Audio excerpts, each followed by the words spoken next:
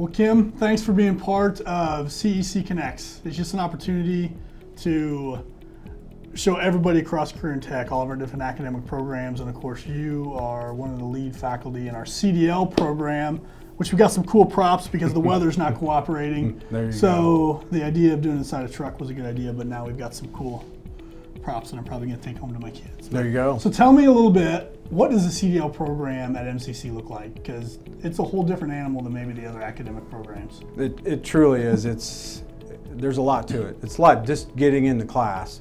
There's the permits, the drug testing, the DOT physicals that you got to get, and then that's just getting into the class. Yeah, so you guys have a few prerequisites. A DOT physical, a drug test, and then they actually have to have a permit, Yeah, right? which requires 3 tests just to get the permit. Your general knowledge, air brakes, and then a combination test. So there is a lot to it, just getting in. Yeah, and then once they get in, what does the program look like? How long does it take?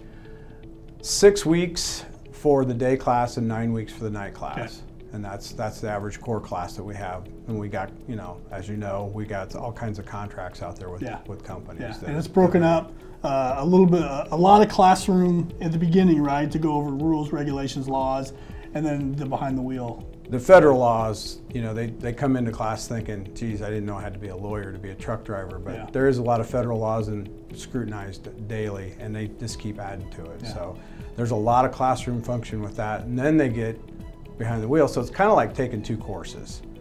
You got your classroom they're doing all those federal guidelines, logbook exercises, and then they go out and try to learn how to drive. Yeah. So. And then they do the drive, they do the classroom, and then MCC actually is a testing facility, so you can actually give a DOT Class A. Third-party testing, yep. So once they get to the place where they can actually maybe get through the test, then we give them 3 sections of testing. So it's a VI, which is a vehicle inspection. They have to do the whole truck most of the time. Then they do a backing exercise, 3 of those different ones that you don't know what you're going to get, and then they have to do the route.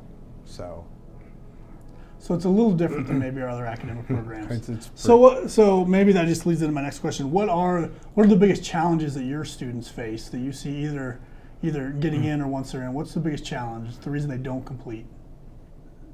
The reason they wouldn't complete probably is more or less the driving portion. A few fail in the backing. Easy? Yeah, they do. They come in with the attitude that this is going to be cake, and I have several students that just think this is going to be easy, right. And they kind of they skate. Yeah. And then they get to the testing portion, and it's like, that's a little bit more intense than I thought. Yeah. So. And do a lot of them sign up to retake it, or once they don't complete there, we kind of lose them? We have some repeats. I'd say with the people that quit, it's probably 50%. Yeah. It's a pretty good percentage of coming back and really wanting to do it. Yeah. So what's some cool stuff going on in your world?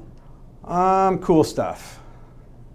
Well, new trucks coming out, right? Are there going to be? I hear all this stuff about driverless trucks coming out and all that kind of stuff. This is what I tell my students. There's room for all of us. Okay. Nate Berry wants something by 10 o'clock that next day. There's room for all of us because they're going to need people that are obviously driverless trucks, local deliveries. It's going to be hard to cover. Is it coming though? Are driverless trucks coming?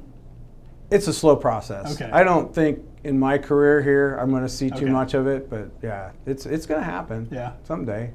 Man, and I'm sure the regulations are probably getting a little more stringent. Yeah, I can't imagine insurance companies wanting to deal with driverless trucks. It's awesome. Bad enough with just people. Awesome. Well, your program's grown leaps and bounds over the last few years, right? It has. Yeah. It has. Yeah. It's quadrupled. All right, you ready to play a little game called Rapid Fire? Let's do it. All right, Kim picked out these questions, so we'll see how they go.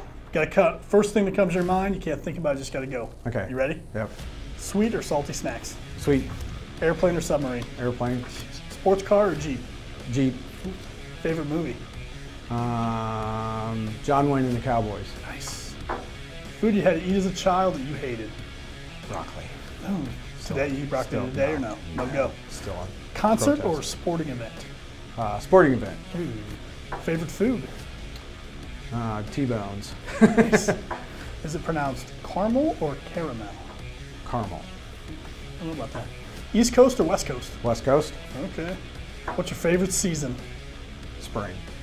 There you you're good at this game. I think you prepped. So, well, seriously, your guys' program is growing leaps and bounds. What you guys are doing is incredible.